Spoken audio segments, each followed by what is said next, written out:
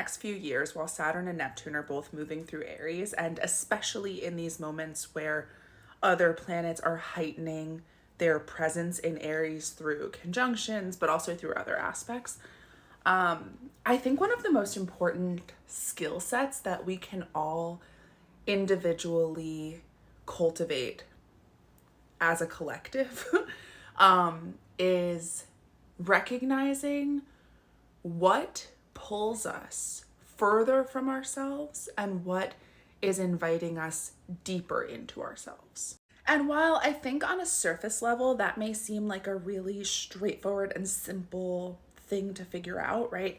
Maybe that doesn't feel like a skill set that you necessarily have to put a lot of work into developing. But I think with this combination of energies in Aries, it's actually probably going to be a little bit more tricky than it seems. We're likely to come across things that are pulling us away from ourselves that appear to be inviting us in more deeply, or vice versa.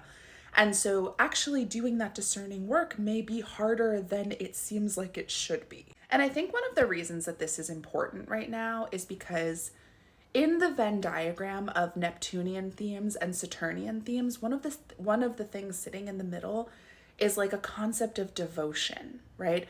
Devotion really requires a certain kind of spiritual depth that Neptune brings to the table, but also a commitment that Saturn really brings to the table.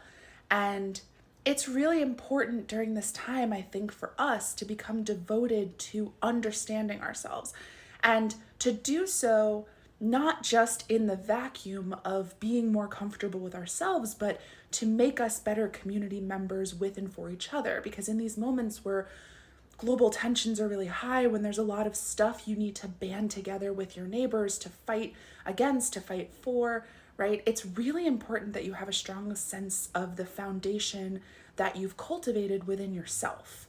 Because everything that we're building on top of that.